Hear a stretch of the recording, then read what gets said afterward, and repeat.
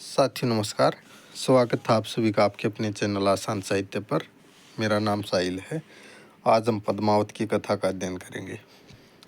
कवि सिंगल द्वीप, उसके राजा गंधर्वसेन, राजसभा, नगर, बगीचे इत्यादि का वर्णन करके पद्मावती के जन्म का उल्लेख करता है। राजभवन में हीरामन नाम का एक अद्भुत सुआ था।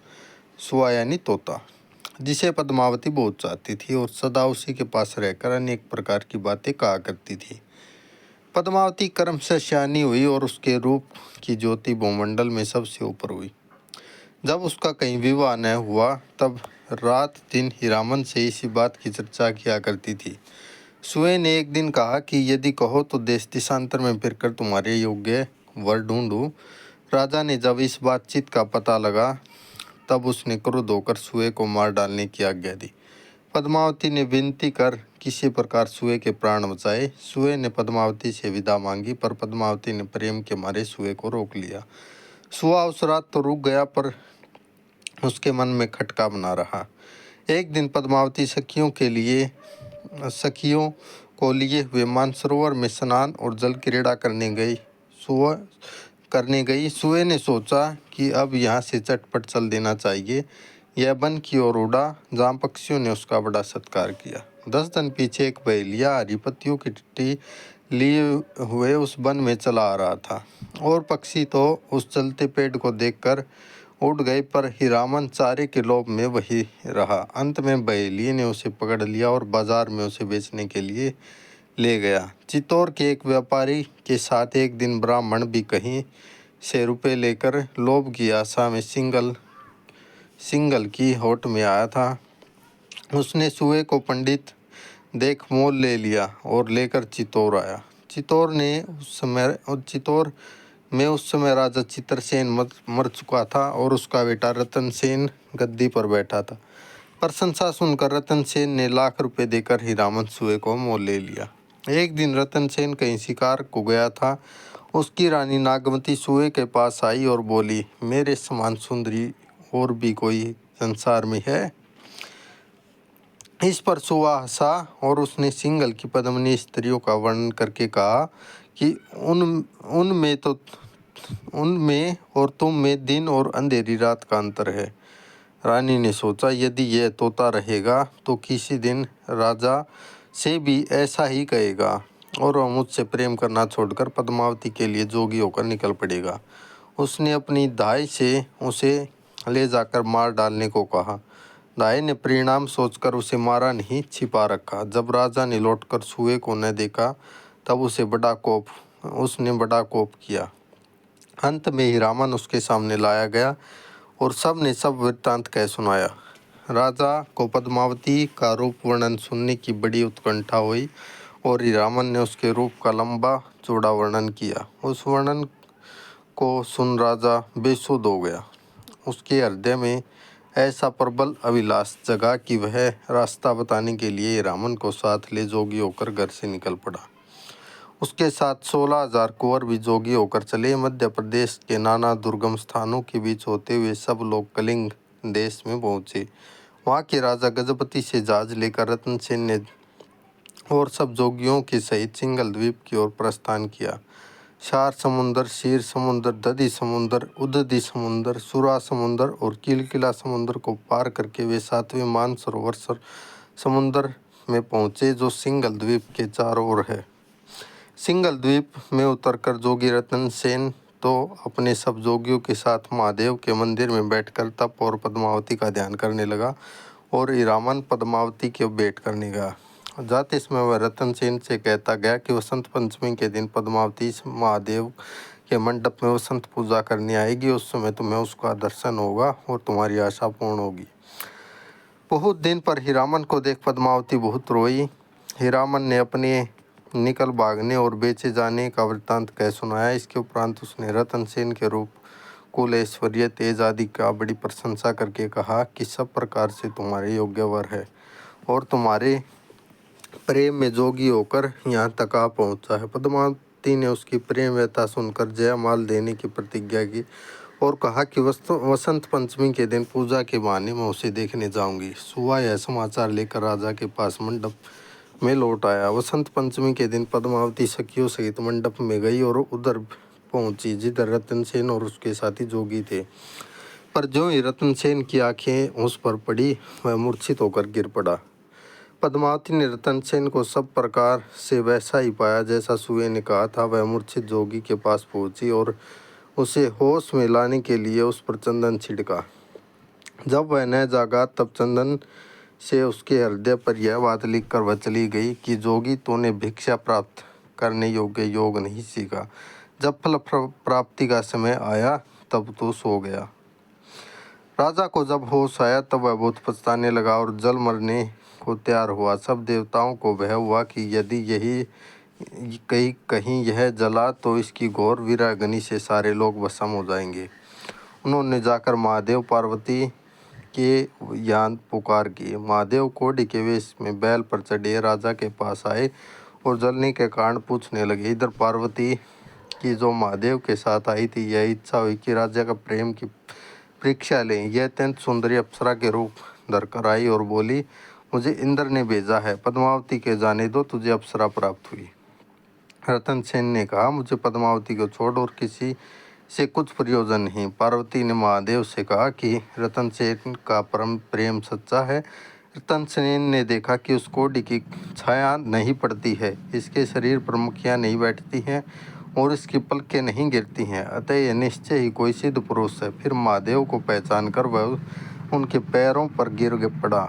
महादेव ने उसे सिद्धि गुटिका दी और सिंगलगढ़ में घुसने का मार्ग बताया। सिद्धि गुटिका पाकर रतनसेन सब जोगियों को लिए सिंगलगढ़ पर चढ़ने लगा। राजा गंधर्वसेन के यहाँ जब यह खबर पहुंची तो उसने दूत भेजे। दूतों ने जोगी रतनसेन ने पद्मिनी के पत्र का अभिप्राय कहा। दूत क्रुद्ध होकर लौट गए। इस बीच श्री रामन रतनसेन का प्रेम संदेश लेकर पद्मावती के पास गया और पद्मावती का प्रेम भरा संदेशा आकर उसने रतनसेन से कहा। इस प्रकार इस संदेश से रतनसेन के शरीर में और भी बल आ गया। गढ़ के भीतर जो अगाध कुंड था वह रात को उसमें धंसा और भीतरी द्वार को जिसमें वज्र के किवाड़ लगे थे उसने जा खोला। पर इस बीच सवेरा हो गया और वह अपने साथी जोगियों के सहित घेर लिया गया। राजा गंधर्वसेन के यहाँ विचार हुआ कि जोगियों को पकड़कर सूली दे दी जाए।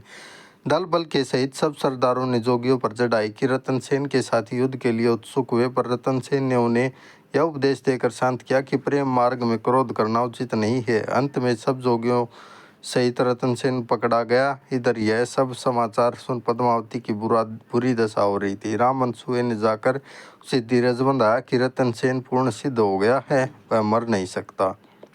जब रतनसेन को बांधकर सूली देने के लिए लाए तब जिसने उसे देखा सबने कहा कि यह कोई राजपुत्र जान पड़ता है। इधर सूली की तैयारी हो रही थी, उधर रतनसेन पद्मावती का नाम रट रहा था।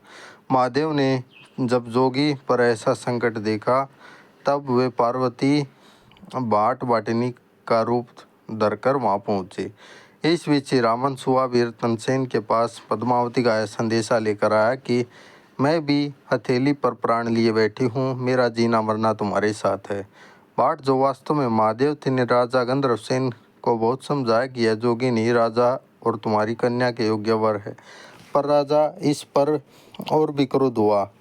इस बीच जोगियों का दल चारों ओर से लड़ाई के लिए चढ़ा। महादेव के साथ हनुमान आदि सब देवता जोगियों की सहायता के लिए आ खड़े हुए।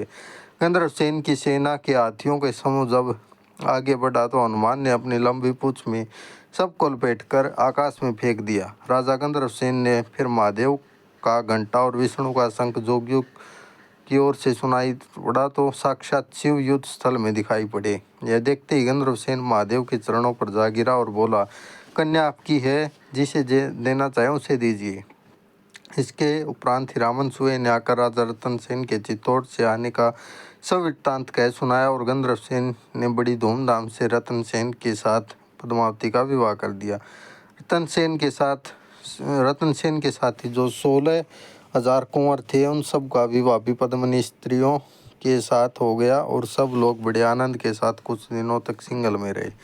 इधर चित्तौड़ में वियोगिनी नागमती का राजा की बाट जो होते 1 वर्ष हो गया। उसके विलाप में पशु पक्षी विकल हो गए। अंत में आधी रात को एक पक्षी ने नागमती के दुख का कारण पूछा। नागमती ने उसे रतन सेन के पास पहुंचाने के लिए अपना संदेशा कहा। वह पक्षी नागमती का संदेशा लेकर सिंगल द्वीप गया और समुद्र किनारे एक पेड़ पर बैठा। संयोग से रतन सेन शिकार खेलते खेलते उसी पेड़ के नीचे खड़ा हुआ। पक्षी ने पेड़ पर नागमती की दुखता और चित्तौड़ की हीन दशा का वर्णन किया। रतन सेन का जी सिंघल से उछटा और उसने स्वदेश की ओर प्रस्थान किया। चलते समय उसे सिंघल के राजा के यहाँ से विदाई में बहुत सा सामान और धन मिला। इतनी अधिक संपत्ति देख राजा के मन में गर्व और लोभ हुआ। वह सोचने लगा, इतना अधिक धन लेकर यदि मैं स्वदेश पहुँचा तो फिर मेरे समान संसार में कौन है। इस प्रकार लोभ ने राजा को आ घेरा। समुद्र तट पर जब रतन सेन आया तब समुद्र याचक का रूप धरकर राजा से दान मांगने आया, पर राजा ने लोभवश उसका तिरस्कार कर दिया। राजा आधे समुद्र में भी नहीं पहुंचा था कि बड़े जोर से तूफान आया, जिससे जहाज दक्षिण लंका की ओर बह गया। विभीषण नाम का एक राक्षस मांझी मछली मार रहा था। वह अच्छा आहार देख राजा को आकर बोला कि चलो तुम्हें रास्ते पर लगा दें। राजा उसकी बातों में आ गया। वह राक्षस सब जहाज़ों को एक भयंकर समुद्र में ले गया, जहाँ से निकलना कठिन था। जहाज चक्कर खाने लगे और हाथी घोड़े मनुष्य आदि डूबने लगे। वह राक्षस आनंद से नाचने लगा। इस पर समुद्र का राज पक्षी वहाँ पहुँचा, जिसने डैनों का एक ऐसा घोर शब्द हुआ मानो पहाड़ के शिखर टूट रहे हों। वह पक्षी उस दुष्ट राक्षस को जंगल में दबाकर उड़ गया। जहाज के एक तख्ते पर एक और राजा बहा और दूसरे तख्ते पर दूसरी और रानी। पद्मावती बहते बहते वहां जा लगी, जहाँ समुद्र की कन्या लक्ष्मी अपनी सहेलियों के साथ खेल रही थी। लक्ष्मी मूर्छित पद्मावती को अपने घर ले गई। पद्मावती को जब चेत आया तब वह रतन सेन के लिए विलाप करने लगी। लक्ष्मी ने उसे धीरज बंधाया कि अपने पिता समुद्र से राजा की खोज कराने का वचन दिया। इधर राजा बहते बहते ऐसे निर्जन स्थान पर पहुंचा जहाँ मूंगों के टीले के सिवा और कुछ न था। राजा पद्मिनी के लिए बहुत विलाप करने लगा और कटार लेकर अपने गले में मारना ही चाहता था कि ब्राह्मण रूप धरकर समुद्र उसके सामने आ खड़ा हुआ और उसे मरने से रोका। अंत में समुद्र ने राजा से कहा कि तुम मेरी लाठी पकड़कर आंख मूंद लो, मैं तुम्हें जहाँ पद्मावती है उसी तट पर पहुँचा दूंगा। जब राजा उस तट पर पहुँच गया तब लक्ष्मी उसकी परीक्षा लेने के लिए पद्मावती का रूप धारण करके रास्ते में जा बैठी। रतन सेन उसे पद्मावती समझ उनकी ओर लपका, पर पास जाने पर वे कहने लगी, मैं पद्मावती हूँ। पर रतन सेन ने देखा कि वह पद्मावती नहीं है, तब चट मुँह फेर लिया। अंत में लक्ष्मी रतन सेन को पद्मावती के पास ले गई। रतन सेन और पद्मावती कई दिनों तक समुद्र और लक्ष्मी के मेहमान रहे। पद्मावती की प्रार्थना पर लक्ष्मी ने उन सब साथियों को भी लाखड़ा किया जो इधर उधर बह गए थे। जो मर गए थे वे अमृत से जिला दिए गए। इस प्रकार बड़े आनंद से दोनों वहाँ से विदा हुए। विदा होते हुए समुद्र ने उन्हें बहुत से अमूल्य रत्न दिए। सबसे बढ़कर 5 पदार्थ दिए, अमृत, हंस, राजपक्षी, शार्दूल और पारस पत्थर। इन सब अनमोल पदार्थों के लिए अंत में रतन सेन और पद्मावती चित्तौड़ पहुँच गए। नागमती और पद्मावती दोनों रानियों के साथ रतन सेन सुखपूर्वक रहने लगे। नागमती से नागसेन और पद्मावती से कमल सेन, ये 2 पुत्र राजा को हुए। चित्तौड़ की राजसभा में राघव चेतन नाम का एक पंडित था, जिसे यक्षिणी सिद्ध थी। एक दिन राजा ने पंडितों से पूछा, दूज कब है? राघव के मुंह से निकला, आज। और सब पंडितों ने एक स्वर से कहा कि आज नहीं हो सकती, कल होगी। राघव ने कहा, यदि आज दूज न हो तो मैं पंडित नहीं।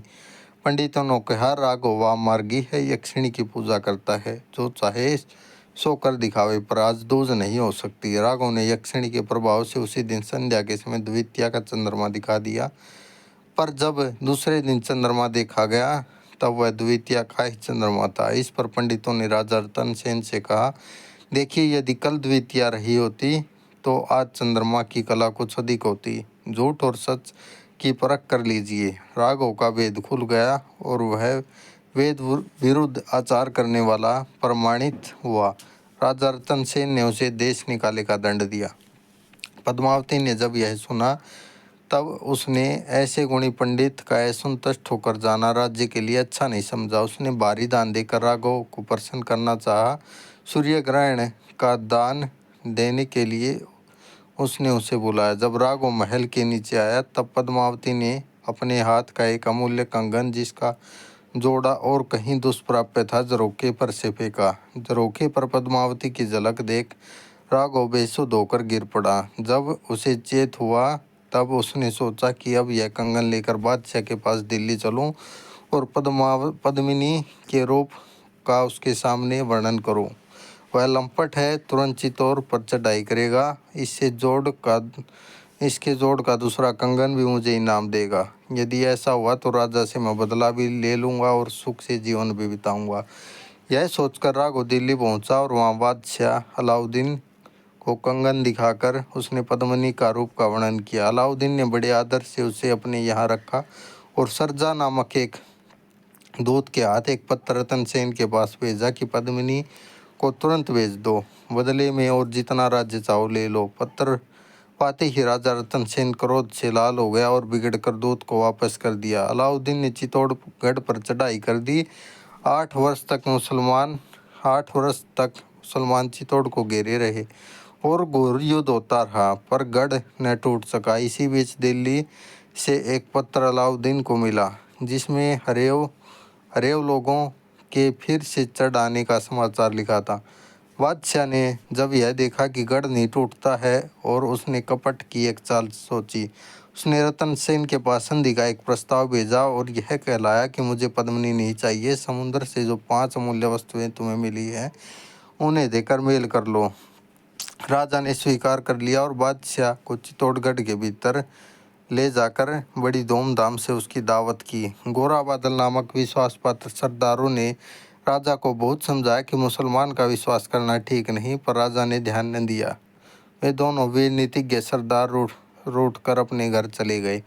कई दिनों तक बादशाह की मेहमानदारी होती रही। एक दिन वह टहलते टहलते पद्मिनी के महल की ओर भी जा निकला। वहाँ जहाँ एक से एक रूपवती स्त्रियाँ स्वागत के लिए खड़ी थी। बादशाह ने राघव से, जो बराबर उसके साथ साथ था, पूछा कि इनमें पद्मिनी कौन है। राघव ने कहा, पद्मिनी इनमें कहाँ, ये तो उसकी दासियाँ हैं। बादशाह पद्मिनी के महल के सामने ही एक स्थान पर बैठकर राजा के साथ शतरंज खेलने लगा। जहाँ वह बैठा था वहाँ उसने एक दर्पण भी रख दिया था कि पद्मिनी यदि झरोखे पर आवेगी तो उसका प्रतिबिंब दर्पण में देखूंगा। पद्मिनी कुतूहलवश झरोखे के पास आई और बादशाह ने उसका प्रतिबिंब दर्पण में देखा। देखते ही वह बेहोश होकर गिर पड़ा। अंत में बादशाह ने राजा से विदा मांगी। राजा उसे पहुंचाने के लिए साथ साथ चला। एक एक फाटक पर बादशाह राजा को कुछ न कुछ देता चला। अंतिम फाटक पार होते ही राघव के इशारे पर बादशाह ने रतन सेन को पकड़ लिया और बांध कर दिल्ली ले गया। वहाँ राजा को तंग कोठरी में बंद करके वह अनेक प्रकार के भयंकर कष्ट देने लगा। इधर चित्तौड़ पर में हाहाकार मच गया। दोनों रानियां रो रो कर प्राण देने लगी। इस अवसर पर राजा रतन सेन के शत्रु कुंभल ने के राजा देवपाल को दुष्टता सूझी। उसने कुमुदनी नाम की दूती को पद्मावती के पास भेजा। पहले तो पद्मिनी अपने मायके की स्त्री सुनकर बड़े प्रेम से मिली और उसने अपना दुख कहने लगी, पर जब धीरे धीरे उसका भेद खुला तब उसने उचित दंड देकर उसे निकलवा दिया।